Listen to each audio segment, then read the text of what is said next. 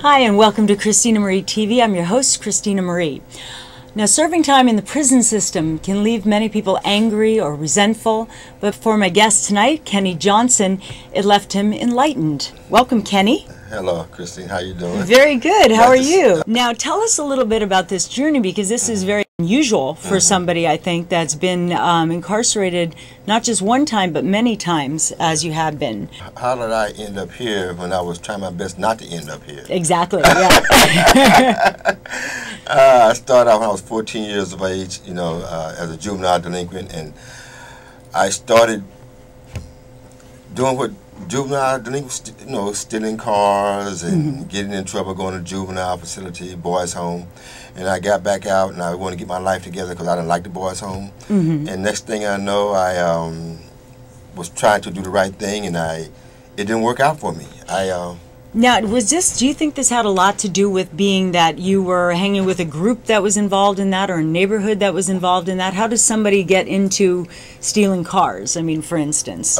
Christine, I was just bad. Okay. I can't blame it on nobody else but me.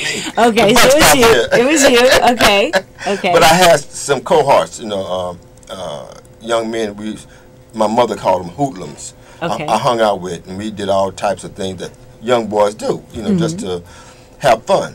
And what happened was I ended up in juvenile, then reformatory, then maximum security prison. But how it happened was I had a gentleman by the name of Conrad Robinson. Oops. He was helping me get my life together, and then for a whole summer we agreed that I would work for him, and at the end of summer he would give me school clothing. Where at the end of summer, he had this big old number, like $3,000. I said, yippee! And when he got through deducting, subtracting, and dividing, and multiplying, I ended up with $32, and I became totally disenchanted with life and with adults mainly. And I found one of my hoodlum buddies. I said, man, I need some money. I need some clothing. How can I, put some money in my pocket? So he came. He taught me how to hustle. Once he taught me how to make money, that was it. The die was cast, and I knew I was never, ever, ever going to get a job again. So it was money that was the factor for this, is because you wanted to survive, and you worked hard for somebody, and then they ended up not paying you what they said they would, so you were angry about that and thought, money now, there's a way to do it. Yeah, and we were born poor. I didn't realize how poor we was until here lately as I look back on it.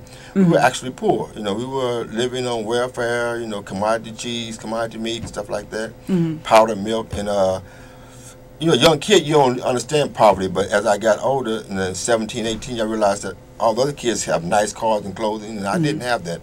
And I wanted to live like my peers. So I started hustling, and I was making money, and I started getting good at it. And jail was just an occupational hazard for me. Really? This is just something that happens as you're out there hustling.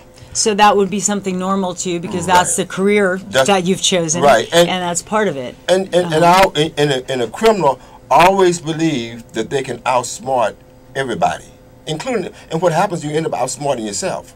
You think you can always, okay, next time I get out, I'm gonna really get it together. I'm gonna really do the right thing, and come find out, you're back in this trap. And I kept going back to prison and meeting the same old buddies I left a year ago, 2 years ago. So it was like always meeting the same guys, year in and year out. And I got kind of disgusted with it after a while. Like, how can I get out of this madness? How can I find a way to be free and be happy? And so what I did, as opposed to what most other men and women did in prison, I went to the Word trying to find freedom. The Bible, the Quran, the Gita. I really went into those religions trying to find an answer to life, the key to freedom, the key to life. Because I really wanted to be free. And if these wise men and wise men was telling the truth, then I should be able to find freedom also. If Jesus did it, if Buddha did it, and they said that I can do it, well, let me see.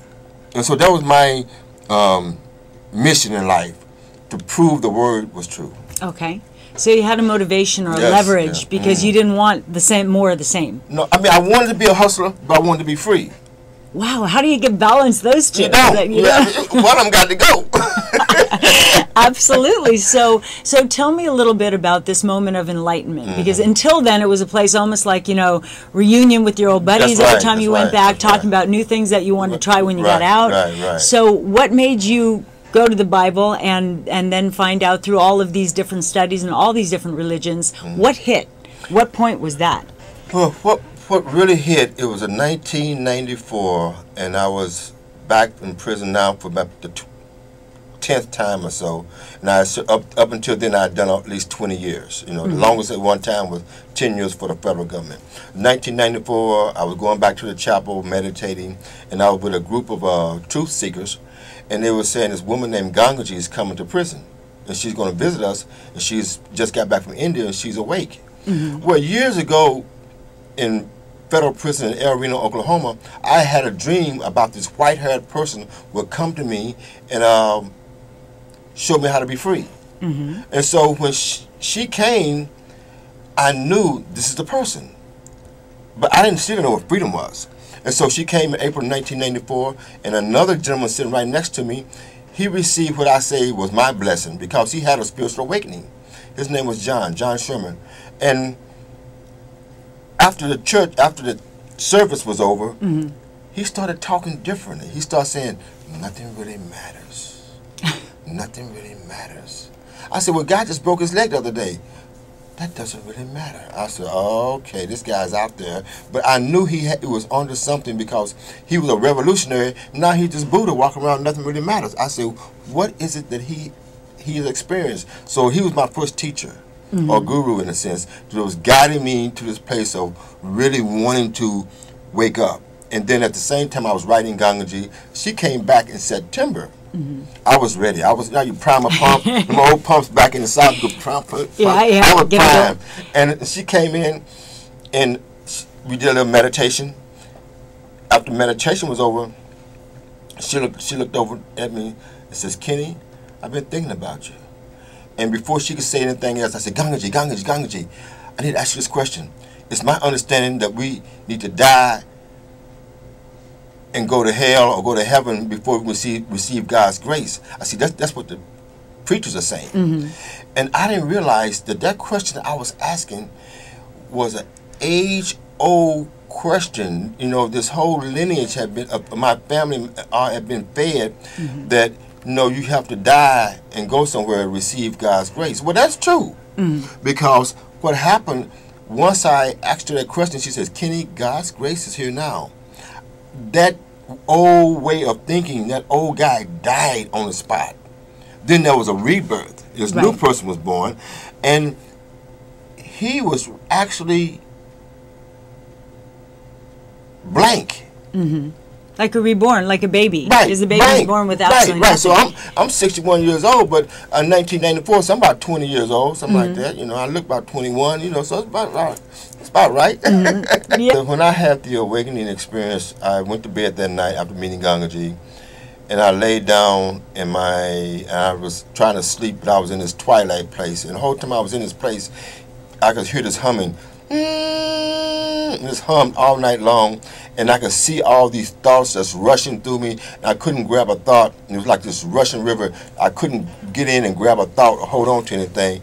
And the next morning when I woke up, I was just wanting to be alone. I just wanted to be quiet. That's all I wanted to do, was just be quiet. That was it. That's the best way to describe it. And you had a wonderful thing you were telling about the day after, or the time afterwards, when you went into the yard and everybody's like, come on, let's do the same old thing. You're like, no, I love this story. Go ahead and share that with us. Stuntman. Stuntman, I used to walk the yard all the time, you know, talking about how we were going to pimp or sell drugs and, you know, all the things that hustlers do. And after the next morning, that evening, I was sitting out and I was looking at the mountains and I was just being empty. He walked over, hey, Kenny, come on, man. Hey, Slim, that was my street name, Slim. Let's walk the yard, man, talk about pimping them hoes and slamming Cadillac doors. I said, Stunt, man, I said, I don't really want to do any of that. I just want to sit here, man, and just look at these mountains. I said, I'm going to share something with you. So he said, okay. He came over, he sat down. I said, no, remember that woman I told you about Gangaji? I said, well, man, I went and saw her last night.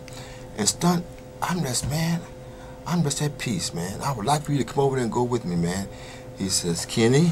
he got up like, like the Wild West, you know. He got up and like he had his hands on the 6 shooters. Said, whatever that is you got, I don't want none.